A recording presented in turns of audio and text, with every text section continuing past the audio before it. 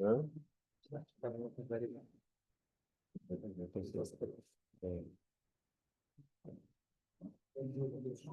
Bien, donc nous sommes à la fin du chapitre même, pardon, même très exactement.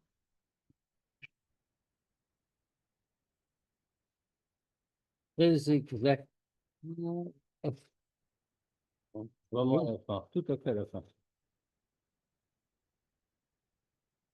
Ah, mais c'est même bête. Nous sommes page 120, au point en bas de la page. Donc vraiment, il ne reste pas grand-chose. J'espérais finir en vérité la fois dernière le chapitre, mais on avait été pris par le gong. Bonsoir, Rav. Bonsoir. Donc, on va rapidement dire, on va bien sûr terminer le chapitre aujourd'hui et commencer le suivant. Be'ezrat Hashem. D'autant plus que sur cette, ça n'a l'air de rien, mais sur cette fin de chapitre, même bête, il y a beaucoup de choses à dire en réalité. Et sur le début du chapitre même Guimel, encore plein de choses à dire. On rappelle de quoi le sujet dont on parle. Alors, je vais le redire depuis déjà quelques chapitres en arrière. Donc, on a expliqué que dans le service de Dieu, il faut avoir Ahava Ve'ira, indispensable. Indispensable. Et il faut commencer par Yira. La première chose à avoir, c'est Yira. 2 degrés de Yira, Yira Tata, Yira Ila, la crainte inférieure, la crainte supérieure. Alors, en donnant des définitions vraiment très rapides et très simples. Yiratata, la crainte inférieure, c'est simple, c'est ce qu'on appelle la yira en réalité au sens habituel du terme. J'ai eu la crainte de Dieu suffisante pour ne pas enfreindre sa volonté. Ça, c'est yiratata. Il y a un degré supérieur, bien sûr, qui est yiraïla. C'est un degré qui, a priori, n'est pas accessible à tout le monde, en tout cas pas sans effort. Et grands efforts, c'est le degré où la ira, ça signifie le bitoul. Autrement dit, on ne se ressent pas comme existant devant la présence de Dieu. Maintenant, donc, le début de toute chose, Reshit Avoda Veshorcha, comme a dit le Tanya, le début de la Voda, le début du service de Dieu, la source, la racine du service de Dieu, qu'est-ce que c'est? C'est donc d'abord Yira. Maintenant, on a expliqué que la ira, ça englobe tout en réalité, puisque c'est, comme on a dit, c'est la soumission à Dieu, c'est le bitoul à Dieu, etc. Donc, tout le sujet de la Voda, le premier sujet, que ce soit, et on l'a précisé, que ce soit pour la pratique des mitzvot ou que ce soit pour l'étude de la Torah, la première démarche, la démarche de ira. Ah, maintenant, la Moazaken a continué en disant attention, il n'y a pas que Ira, il faut aussi avoir un Hava. Et il y a eu cette fameuse comparaison avec les ailes de l'oiseau, qu'un oiseau a besoin de 2 ailes pour voler, et que s'il n'a qu'une aile, il ne volera pas. C'est la même chose, avec Ira seulement, ça ne suffit pas, on doit aussi avoir Ahava, et la Ira mène donc à la Hava avec 2 degrés, etc., etc. Une fois qu'on a dit ça, alors le Admo Azaken a entrepris une autre chose. Il nous a dit maintenant qu'on a compris donc que la Ira est essentielle, avec la Hava, qu'on ne peut pas faire sans. On a quand même une petite question, comment on fait pour avoir tous les deux? Comment on fait pour avoir Ira? Comment on fait pour avoir Hava? Des gens comme nous, on parle de gens de notre niveau, on parle de Beinonim. Autrement dit, pour les tzadikim, pour les gens très élevés, il n'y a pas de question, d'accord. Ils ont un degré très élevé, ils vont avoir ira, ils vont même avoir ira certainement, etc., etc. Mais pour un Beinoni, comment est-ce qu'il fait pour avoir ira? Comment est-ce qu'il fait pour avoir Hava? Alors on a expliqué que, rassurons-nous, il y a bien sûr le plus haut des degrés, c'est d'avoir ces sentiments qu'on construit ira, ahava, sikhlit, intellectuel, c'est-à-dire que par la méditation, on a créé en nous la ira et la hava. C'est le plus haut, c'est le plus beau, c'est le plus grand. Maintenant, c'est compliqué. Donc, on peut qu'il y ait un autre niveau qui est beaucoup plus accessible et qui, en principe, est accessible à chacun, c'est Yira et Ava Tivit, l'amour et la crainte naturelle. Pourquoi naturelle?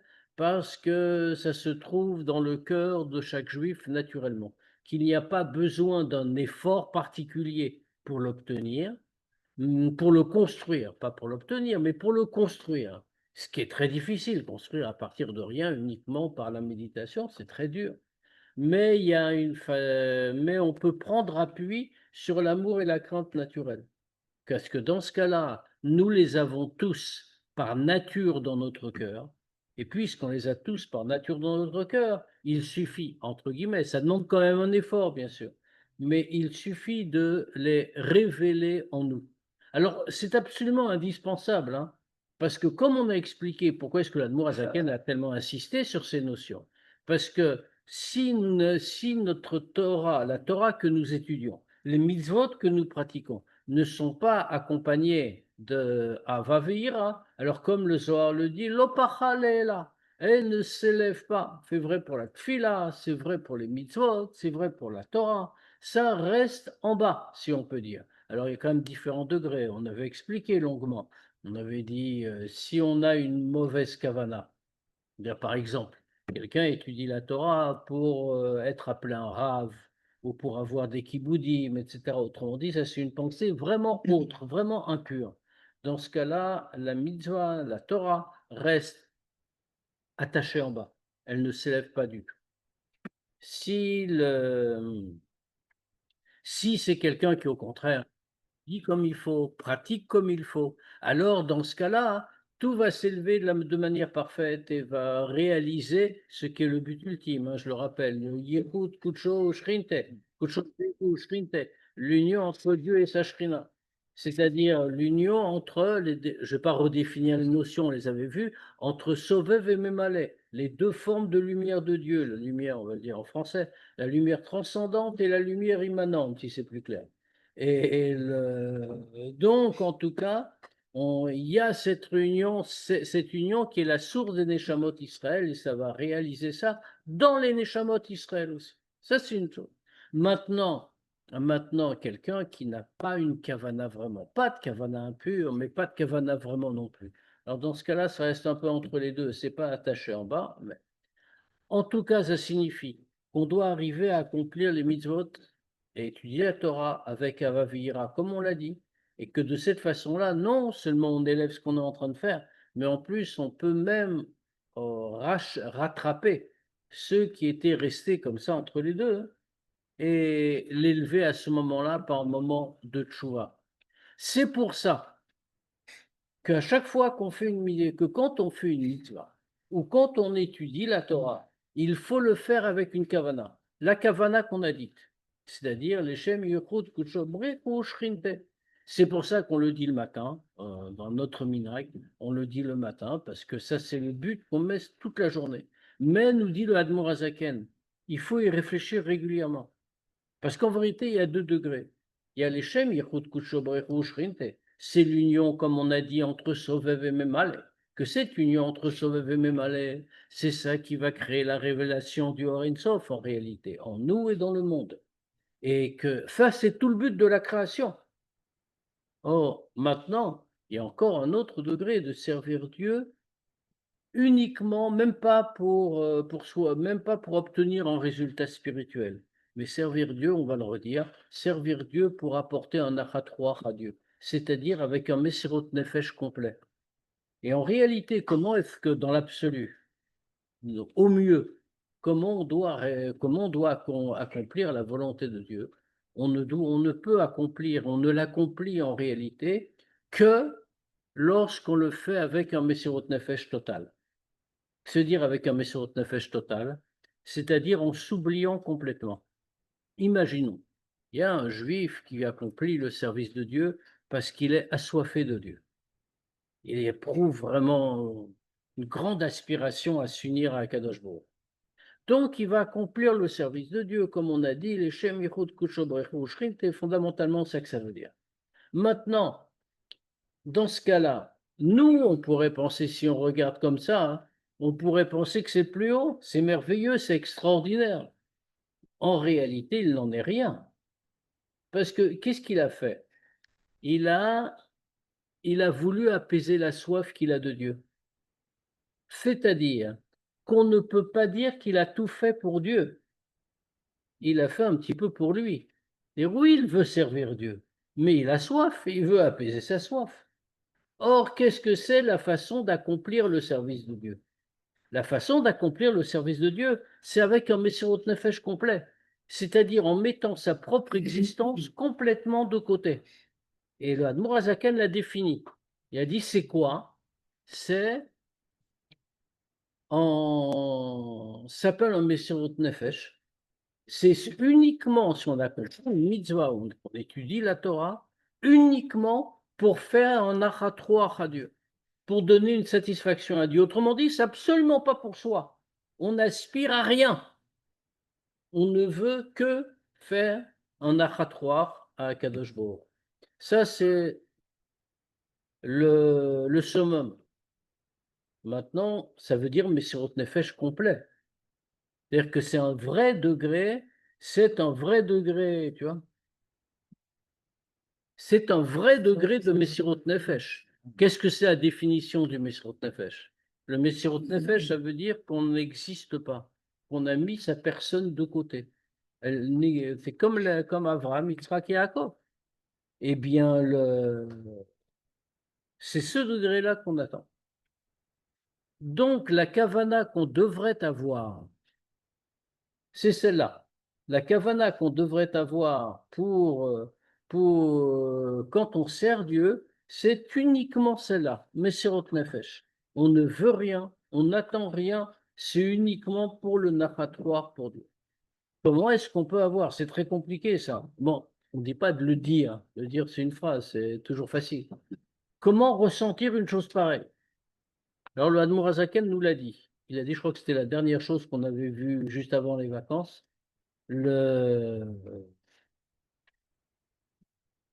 Il faut y réfléchir, il faut méditer. Il faut méditer, bien sûr, dans Kriyat Shema, mais pas seulement dans Kriyat Shema. L'Admor Hazaken a été très loin. Tous les jours, bien sûr, il faut s'accorder un moment pour méditer sur la crainte de Dieu, sur le fait qu'on se donne entièrement à Dieu. Et la vraie crainte, la crainte jusqu'au bout des choses, ça signifie qu'on n'existe pas, qu'on disparaît. Et l'Admor Hazaken a été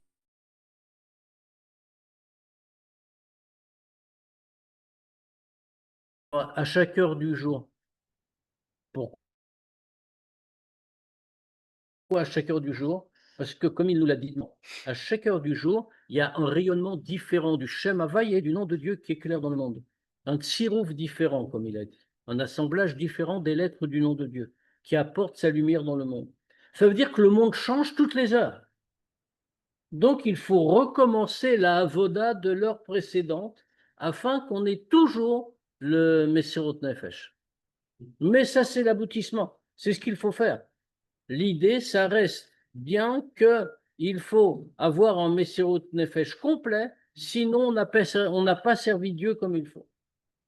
Elle va continuer avec cette idée-là, et une fois qu'il en aura terminé, il va revenir dans le chapitre suivant, il va revenir sur la notion de Yirat Hashem, puisque c'est ça l'essentiel.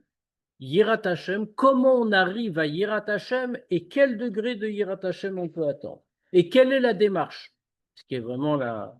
Que n'oublions pas, hein, le Tanya, ce n'est pas un livre de philosophie, ou plutôt c'est un livre de philosophie pratique. Autrement dit, voilà la Shita et voilà comment on y parvient. Donc, on va reprendre au point en bas de la page 120. Aveine.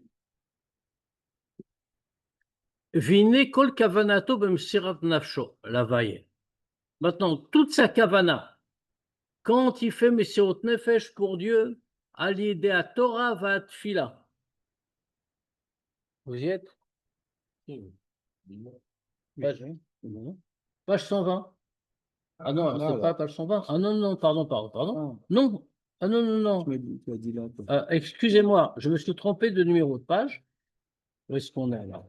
C'est Paris. C'est. Non, attendez. Je vous dis des bêtises. Voilà. Page 116. C'est fin du Pérec même à lèvres. Je crois que c'était Pérec même belle. Excusez-moi. Non, c'était une des preuves, c'était pour voir si vous alliez me dire, mais non, c'est page 116. Il n'y en a pas un qui a fait comme ça. Non, ça y est étonné. Non, parce que tout à l'heure, tu n'as pas fait. Tiens, c'est moi qui me trompe. Non, je plaisante. C'est moi qui ai mal regardé le numéro de la page. Toi-même, tu as tourné les pages tout à l'heure, Oui, rappelle-toi. oui, absolument. Donc, Vine, Kol Kavanato Bemsot Nafsho Lavaye. Maintenant, toute sa kavana pour de Mesirot Nefesh pour Dieu. Comment il fait Mesirot Nefesh, comme on a dit? Ça lié à Torah Vat Fila. Quel est le but de ce Mesirot Nefesh? C'est la halot nitzut selokut shebetocha limkoro, de faire retourner, de faire élever l'étincelle de Dieu qui se trouve à l'intérieur de la mitzvah, à l'intérieur de la Torah, à l'intérieur de la tfila, de le faire retourner à sa source. Et pourquoi ça doit être cet effort-là? C'est rak kdei laasot nachat koach lefanav yitbarer. C'est uniquement, ça doit être uniquement, non pas pour réaliser les yichudim qu'on a expliqué. On a expliqué auparavant qu'est-ce que ça veut dire, yichud kochobrihu shrinte, unir Akadosh Baruch Hu et sa shrina, etc. C'est même plus pour ça. C'est le but, comment on peut le réussir si uniquement on le fait pour réaliser un achat koach pour Dieu. Alors, ça veut dire, c'est très très fort ce qu'on est en train de dire, et c'est très exigeant. Parce que qu'est-ce que ça signifie? Ça signifie que même les acquis spirituels, dont on pourrait nous dire, oui, on va le faire, c'est une bonne chose, c'est positif, c'est quelque chose qu'on attend. Dit ces acquis spirituels, ça veut dire que tu penses avoir quelque chose pour toi, et donc tu t'es pas donné pour Dieu. Donc c'est pas ça le but. C'est pas ça l'accomplissement. L'accomplissement, c'est uniquement la volonté de donner un achatroach à Dieu. Et il va nous donner un exemple très parlant. Kemachal, Simchat Amelech. Comme, par exemple, la joie du roi. Bevo elav bno yechido, quand il y a son fils unique qui vient le voir. Betzeto minashvia, qui sort de prison. Ou bet asurim kenal, qui sort de son emprisonnement et de prison. Ça veut dire quoi? C'est exactement notre situation. Nous sommes le fils unique de Dieu, chacun d'entre nous. Dieu, c'est le roi. Nous avons été comme séparés de lui dans ce monde, comme si nous étions en prison. Et donc, notre Père, le roi, ne nous a pas vus depuis longtemps. Tout à coup, nous sommes libérés. Nous sommes libérés, on a dit, on a fait sortir le Nitzut Selokut. Ce n'est pas qu'on a eu un dévoilement de Dieu, un rayonnement de Dieu, une lumière de Dieu, ou toute autre chose très positive.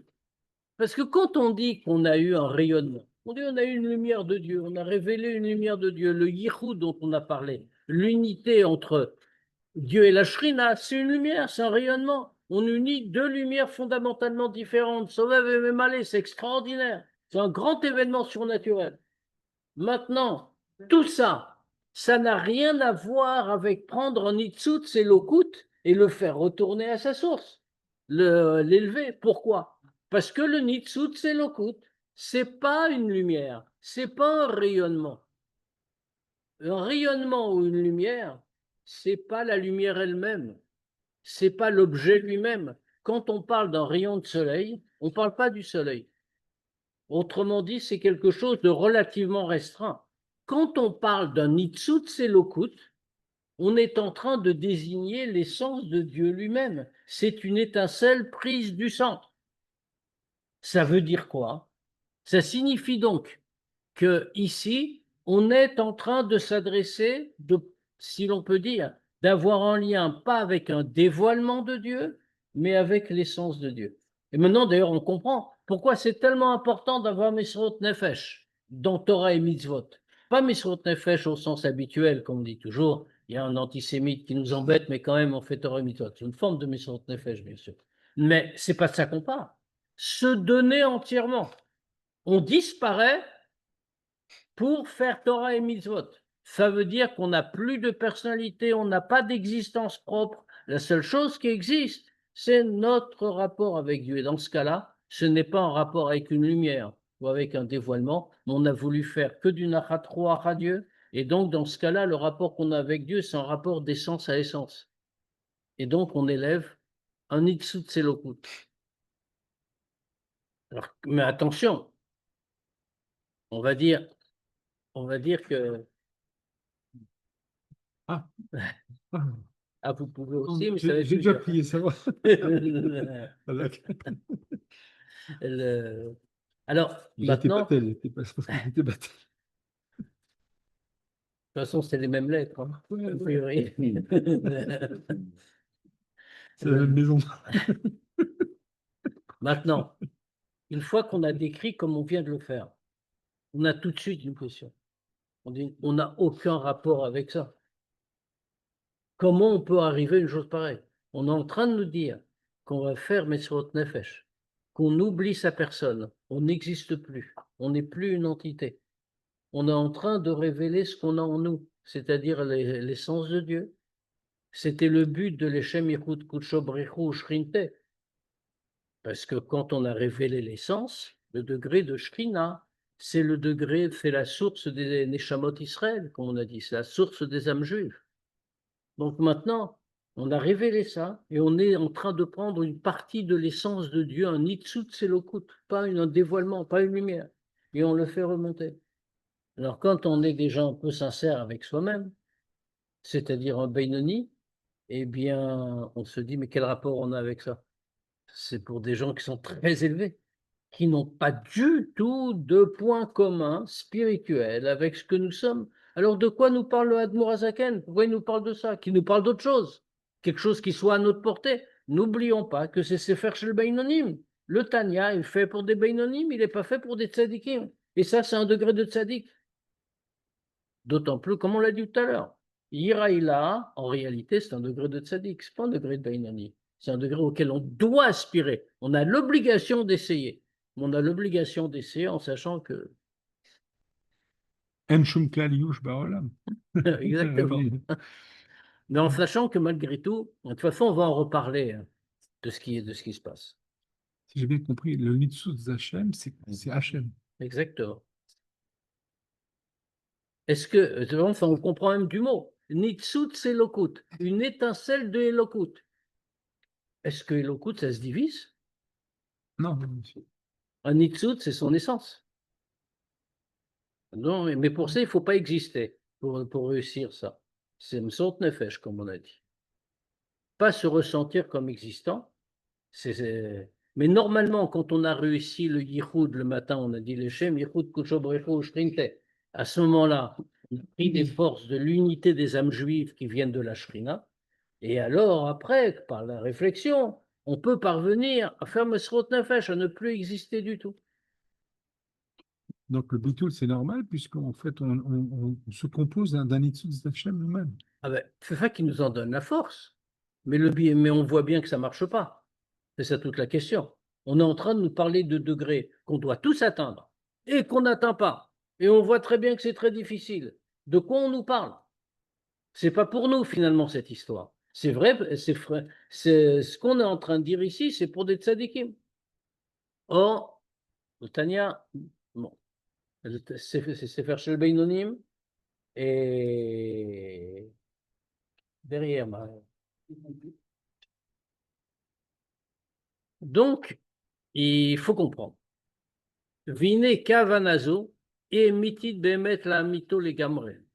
Alors, l'Admour Zaken nous dit tout de suite, rassurez-vous, cette kavana-là, c'est pas une illusion, c'est pas n'importe quoi. C'est émitit, elle est véritable. Et pas seulement véritable stam, mais elle est véritable bemet la mito, dans la vérité des vérités. Il y a 2 degrés de émet, hein, comme chacun sait. Le diouk, là, il est important. Parce qu'en vérité, il y a une vérité qu'on appelle Emet. C'est déjà beaucoup. Et il y a Emet la Mito. Qu'est-ce qu'est la différence? Quand on peut expliquer comme ça, quand on voit dans la Gemara, par exemple, dans la Gemara, on voit qu'il y a des Tanaïm qui discutent. Il y en a un qui dit blanc et l'autre qui dit noir. Un, il dit permis et l'autre interdit. Alors, si on regarde bêtement, hein, on va dire, ben, il y en a un qui a raison, l'autre qui a tort. Hein, et ils disent le contraire l'un de l'autre.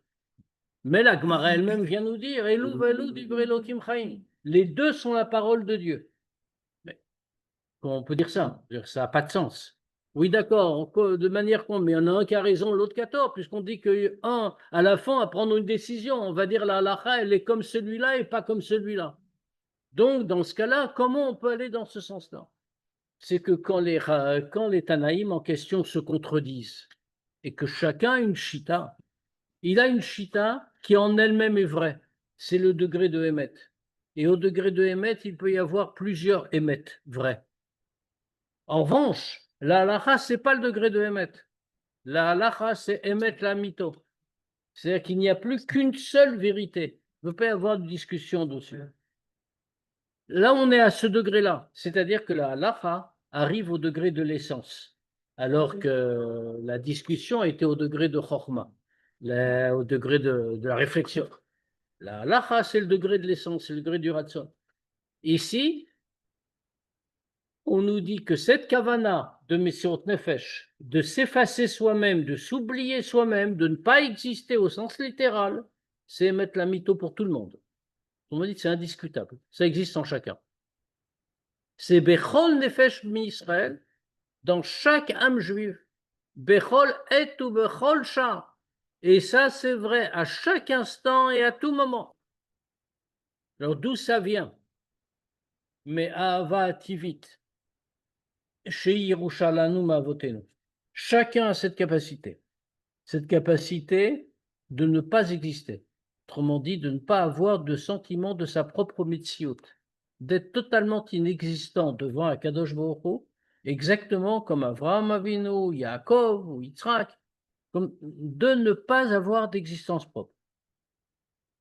Et justement, parce que ça vient de cet Ahavativit. C'est l'amour naturel, comme on a expliqué tout à l'heure, l'amour naturel que chacun a au fond de lui, Shi Yerushalanu Mavotenu, qui est un héritage des Avot. Alors, un héritage, ça veut dire que puisqu'on est un héritier, l'héritage ne dépend pas du mérite de l'héritier. L'héritage est une pure affaire de transmission. Autrement dit, nous n'avons pas la hava en question parce que nous avons mérité de l'avoir. Nous l'avons parce que nous sommes les descendants de Avraham, Yitzhak et Yaakov. De la même manière, parce que c'était leur nature, en réalité, pour comprendre comment, parce qu'a priori, il y a une question qui se pose ici. Comment on peut dire que quelque chose comme la hava, l'amour de Dieu, si on regarde ça de façon totalement extérieure, c'est quoi l'amour de Dieu? L'amour de Dieu, c'est une conviction. Au mieux, une émotion. J'aime Dieu. Il y a des gens, Chas Shalom, qui vont dire j'aime pas. Moi, j'aime. Mais c'est une opinion. Ça se discute. Comment on peut dire que ça va faire l'objet d'une Yerusha, d'un héritage? Je ne suis pas obligé d'avoir la même opinion que mon père. Sa fortune, oui, il va me la transmettre s'il en a une. Mais Il y a un cheminement des enfants qui est similaire au cheminement des parents. ou alors le contraire, il y a plein d'enfants qui font exactement le contraire des parents parce que leurs parents faisaient comme ça, moi je vais faire autrement. Donc ça veut dire, comment on peut dire que c'est un héritage? Un héritage, il y a une forme, il y a un sens d'automaticité. J'ai la chose parce que je suis l'héritier, j'ai rien d'autre à dire. On ne va pas me demander est-ce que tu penses ça, est-ce que tu as fait telle étude, est-ce que tu as vu ça, rien du tout. On va me demander juste t'es l'héritier, donc tu as droit à ça. Et la tzidkout, ça ne se transmet pas. La tzidkout, ça ne se transmet pas. Mais ça, oui. La tzidkout, elle n'est pas transmise. Mais la hava, elle est transmise. Et ce qu'on nous dit, c'est la question. Comment ils ont transmis ça? C'est parce que pour Avraham Avinu, la hava n'est pas un sentiment extérieur à lui. C'est lui. Avraham, que n'oublions pas, Avraham, c'est, comme disent les Chachamim, c'est Avraham Oavi. Avraham, c'est Dieu dit, c'est celui qui m'aime. C'est-à-dire que ce qui caractérise Abraham, c'est d'être le porteur de l'amour de Dieu. Il est plus que ça. Il est l'amour de Dieu. De la même manière qu'Abraham, par exemple, un être humain ne peut pas engendrer autre chose qu'un être humain. Même l'être humain le plus bas, le plus bestial, ne va pas engendrer un animal. Il va, fond d'enfant, sera un être humain. Alors peut-être qu'il se comportera mal, etc., mais ce sera un être humain. Pourquoi est-ce que ce ne serait pas un animal, malgré tous les efforts qu'il va faire? Parce que sa nature, c'est une nature humaine. Il ne peut pas transmettre autre chose que sa propre nature. De la même manière, Avram Avinu a une nature qui est celle d'un être humain doté d'amour de Dieu. Et donc, mais ce n'est pas un caractère ajouté, c'est sa nature. Et donc, il ne peut pas engendrer autre chose que des êtres humains, bien sûr, mais porteurs de l'amour de Dieu, porteurs de la Hava.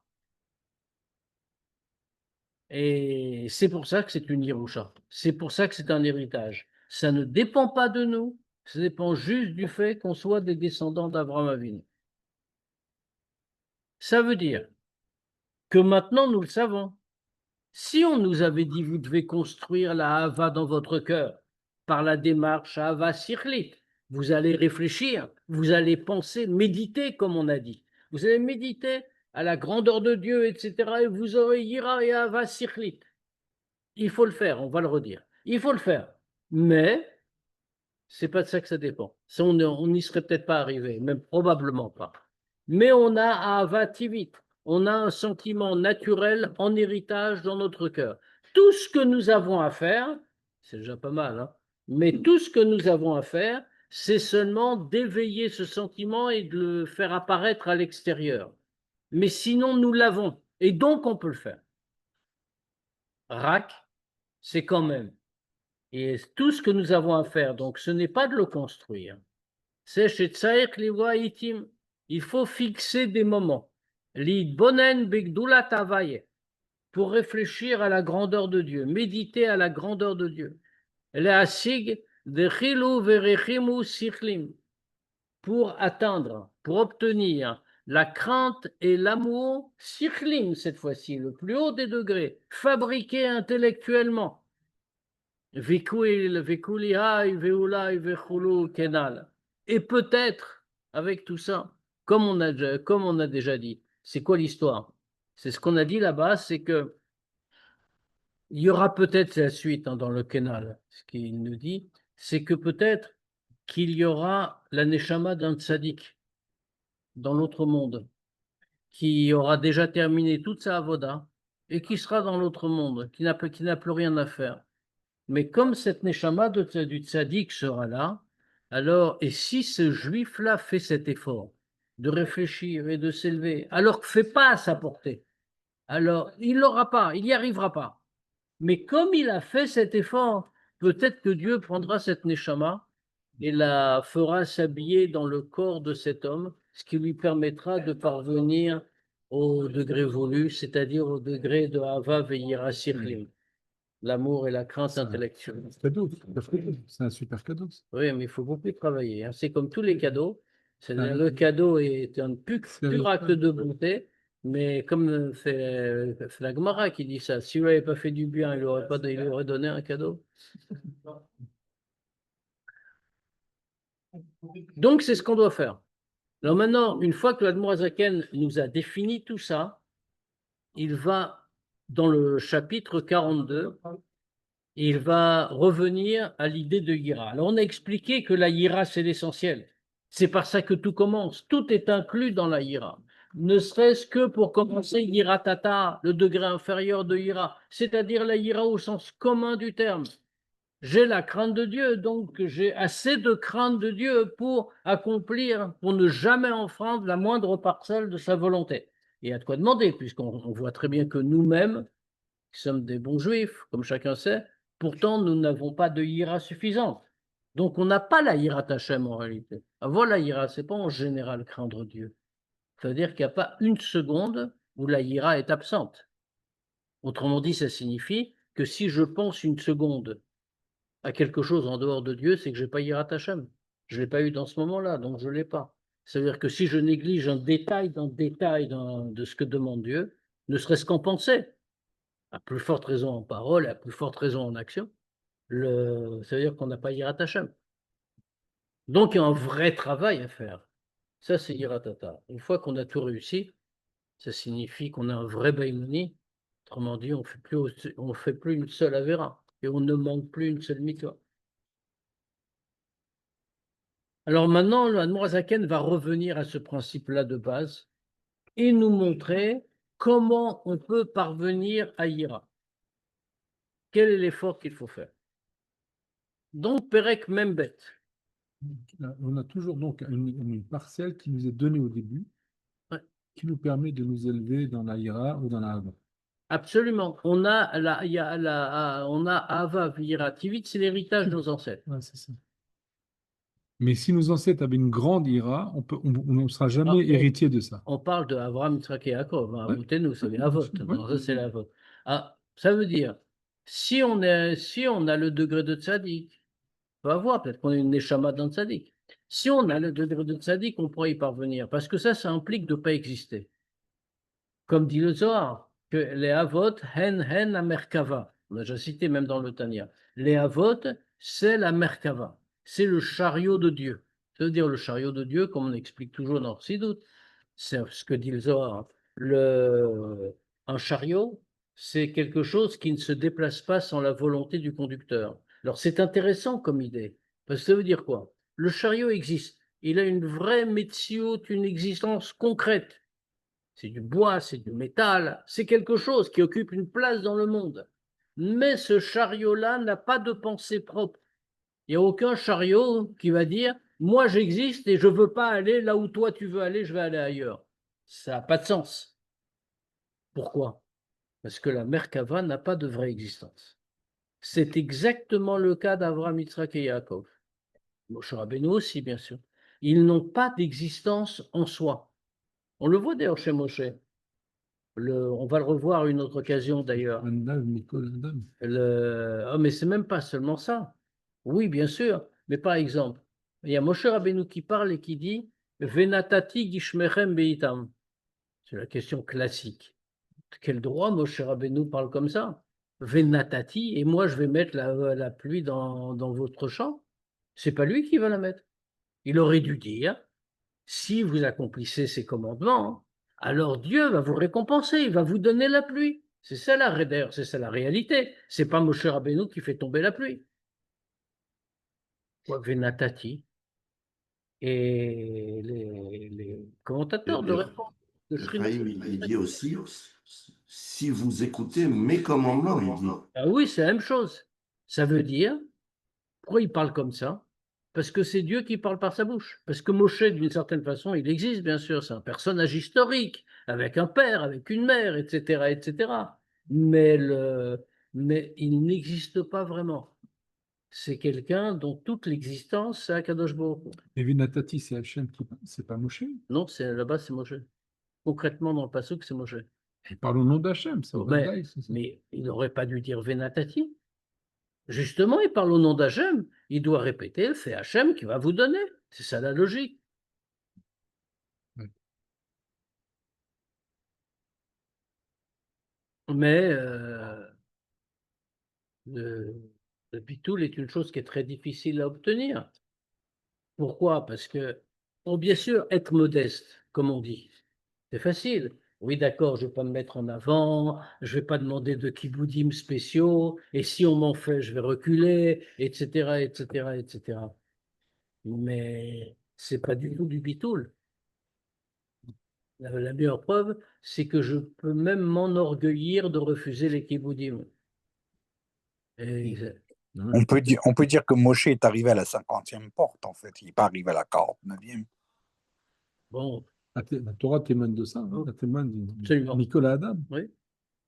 Et donc, c'est vrai pour tous les avotes en réalité. C'est vrai pour tous les avotes. Et nous, le bitoul est une chose très importante parce que sans le bitoul, enfin qu'on parle sans la hiérarchie en réalité, on ne peut pas servir Dieu. Nous sommes en prison. Nous sommes comme le fils du roi qui est emprisonné, qui ne peut pas parvenir jusqu'à son père. Il faut sortir de cette prison. Et en commençant par quoi? Par Yiratata. Alors justement, le chapitre 42 va commencer à nous dire comment on fait, quelle est la démarche, comment on va y arriver. Mais nous avons un long chemin. Hein. Donc, chapitre 42. Veine markatuvle el be'inyan yiratata. Alors maintenant, justement, on parlait de Moshe Rabbeinu. C'est une très fameuse question qui va être posée. D'après ce qu'on a expliqué jusqu'ici sur ce sujet de Yiratata, donc le premier degré de la Yira, Yuvan Etev, on va bien comprendre. Mashkatu Bigmara, ce que la Gemara nous dit, Al Pasuk à propos du Pasuk, Veata Israël. Et maintenant Israël, Ma Avaye Elokecha, Shoel Mimar, Kim le Yira et Avaye Elokecha. Il y a un Pasuk qui est dans la Torah qui est très connu, c'est Moshe Rabbeinu qui parle et qui dit, et maintenant Israël, qu'est-ce que ton Dieu te demande? Seulement de craindre ton Dieu. Alors bien entendu, la Gemara pose une question qui s'impose d'elle-même, parce que dans l'expression, dans la formulation choisie par Moshe, il est en train de dire, dans le pshat, hein, sans chercher ailleurs, il est en train de dire, on ne vous demande pas grand-chose, vous faites des histoires, vous révoltez, vous n'écoutez pas, mais qu'est-ce que Dieu vous demande? Il ne vous demande rien, il vous demande que de le craindre. Alors la Gemara, bien sûr, ne se laisse pas prendre et pose la question, Atou, Yiram, Ilta, Zotar, Tehe. Mais ça veut dire quoi? Ça veut dire que la Yira, c'est une petite chose, que c'est rien du tout, qu'on ne comprend pas pourquoi les Juifs le font pas. Et elle répond comme ça. La Gemara, après cette question, répond, oui, les Gabé Moshe, Milta, Zotar, Tehe. Par rapport à Moshe, c'est une petite chose. Alors Moshe, quand il parle, tout, ça passe de soi-même. Il dit, mais finalement, Dieu veut dire, Dieu vous demande rien, il vous demande que de le craindre. Pourquoi? Parce que pour lui-même, c'est pas grand-chose craindre Dieu, ça va de soi. Donc il dit, voilà, vous voyez bien. Mais, Chorainu Mouvan, Atirutz, Dea, Shoel Mimakti. Or, on ne comprend pas la réponse de la Gemara. La Gemara a répondu, oui, Moshe parle parce que pour lui, c'est rien. Mais il est en train de parler aux Juifs, il le sait très bien. Il s'adresse à eux. Il dit, qu'est-ce que Dieu vous demande? Pas grand-chose, seulement de le craindre. Mais ça, c'est valable pour Moshe seulement. C'est pas valable pour les Juifs. Or, il est dit, Shoel Mimar, qu'est-ce que Dieu demande de toi? Pas grand-chose. Mais si, pour toi, c'est beaucoup.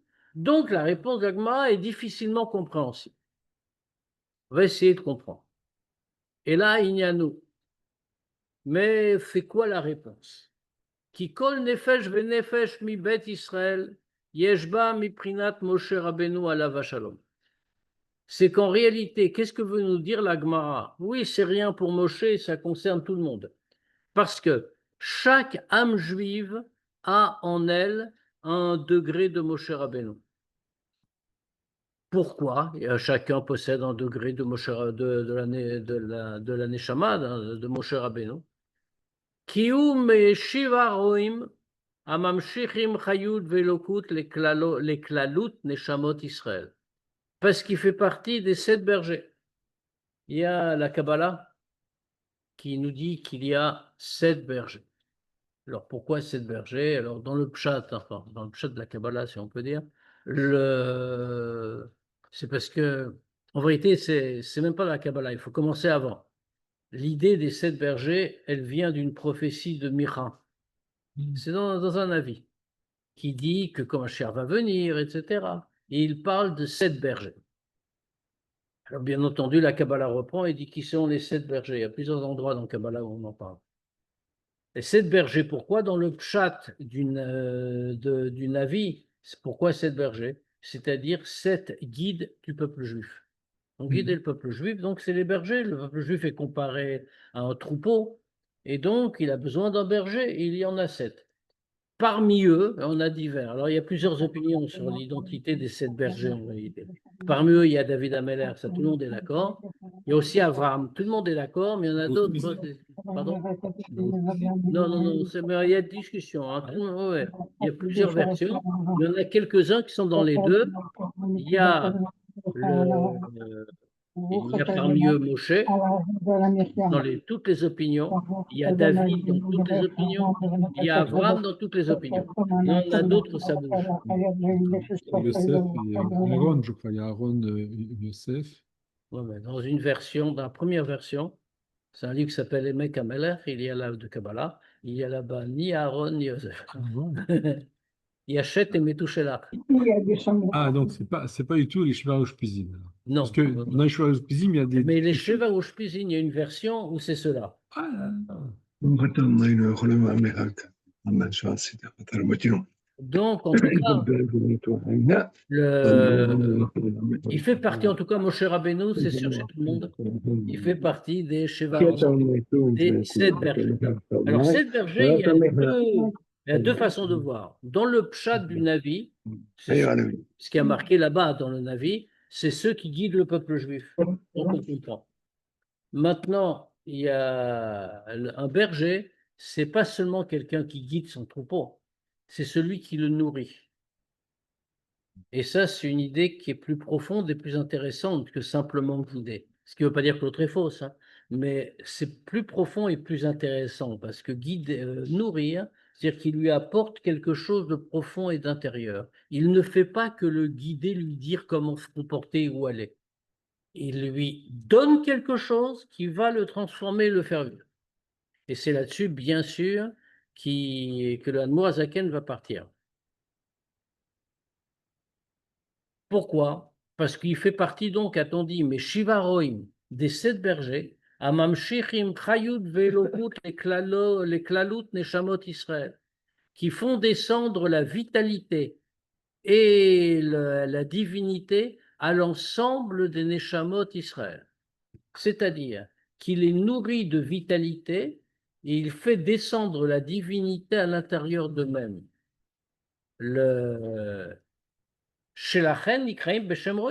Et c'est pour ça qu'ils sont appelés Roim, ils sont appelés des bergers, justement parce qu'ils nourrissent. Ou Moshe Rabbeinu, à la vache à l'homme, quant à Moshe Rabbeinu, ou Klalut Kulam, lui il est le plus grand, il est l'ensemble des bergers. Pourquoi? Comment on le voit, Nikra Raya Mehemna. Il n'est pas simplement appelé un berger, il est appelé le berger fidèle. Pourquoi? Parce qu'il occupe une place à part.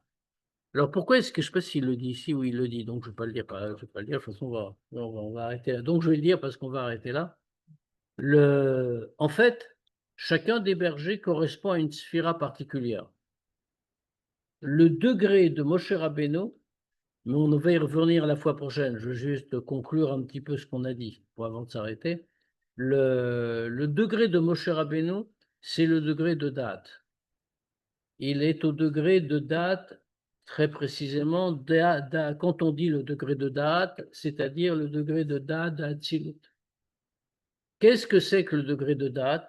C'est le degré où tout devient complètement visible et concret. L'idée s'attache totalement à nous, c'est-à-dire qu'en nous donnant le degré de date d'Atsilut, Moshe Rabbeinu nous permet de voir Dieu, d'avoir la conscience de Dieu comme si on le voyait face à face. Ça, c'est ce que nous apporte Moshe. Alors, on vient de dire quelque chose de très important, parce que si on a tous une partie de Moshe Rabbeinu en nous, ça signifie que le craindre Dieu, c'est effectivement Milta Zutarte. C'est vraiment une petite chose, puisqu'on peut voir Dieu concrètement comme s'il était en face de nous.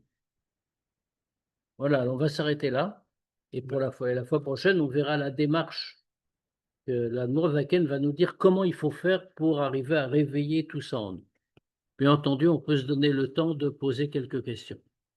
En fait, Rav, le chiffre 7 dont on parle, est-ce que c'est en rapport avec les Ruach, Nefesh, Neshama, etc. ou c'est plus Chorma, Binadat c'est les attributs, en fait, c'est quoi? Le chiffre, c'est pas Chochma Binada, dans le chiffre 7, c'est les midot en réalité. La Sinon, Midot. Chesed, Gvura, Tiferet. D'accord. Pardon? Vous avez dit date? Oui, oui, absolument. Je peux voir si c'est. Non, mais c'est. Enfin, si, c'est dans les, enfin, c'est pas dans les 7, mais c'est dans les 10. L'ensemble des sphérotes, c'est pas 7, c'est 10. Les 10, ouais. Chokhmah, Bina, Da'at. Hmm.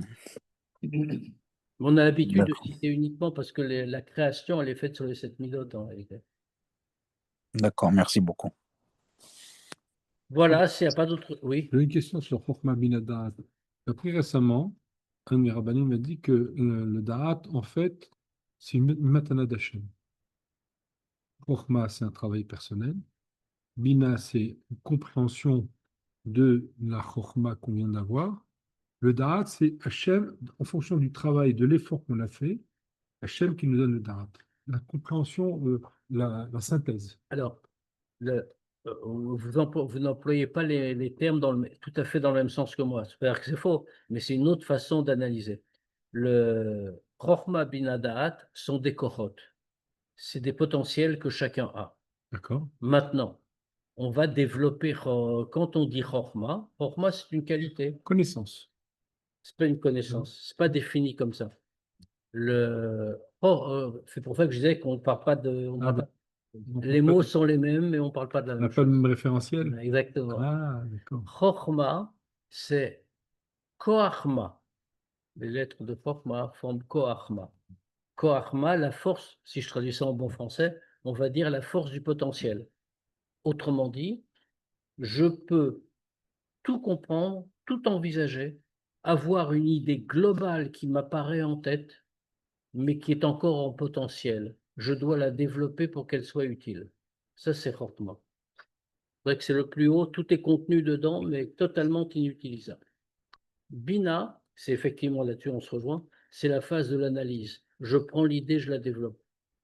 Da'at, c'est comme il est écrit, c'est ce qu'a cité le Tanya au tout début. Adam yada et rava. C'est-à-dire, c'est le moment où je m'unis avec l'idée. L'idée ne fait plus qu'un avec moi. Ça, c'est le degré de Da'at. Vous l'avez vu par rapport à l'idée. Là, comme c'est analysé ici, on ne le voit pas par rapport à une idée particulière, mais par rapport aux différents potentiels que possède l'homme. Et tout est donné par Dieu, bien sûr, mais ça fait partie de sa structure. Voilà, c'est-à-dire que le Da'at n'est pas. Non, mais ça n'empêche que ça peut être le fruit d'une matana d'Hachem, Oui, en bien fonction sûr, du travail. mais d'une certaine manière, tout est le fruit du matana d'Hachem. Non, si Là, on ne va pas chercher la Torah, elle ne viendra pas toute seule, oui, c'est ça. mais la force de Chokhmah, la force de Bina et la force de Badaat, c'est forcément une matana d'Hachem. Je veux dire, je peux ne pas les utiliser. Ce que je disais, vous regardez du point de vue Technique, mais c'est technique. Ma question, elle est technique. Exactement. Alors que là, on définit autrement. On définit de manière plus lointaine. D'accord. Bien, s'il n'y a pas d'autres questions, bon, je vous donne rendez-vous jeudi pour la Sira Be'ezrat Hashem. Bonne soirée, Shavuot Tov. Shavua Tov.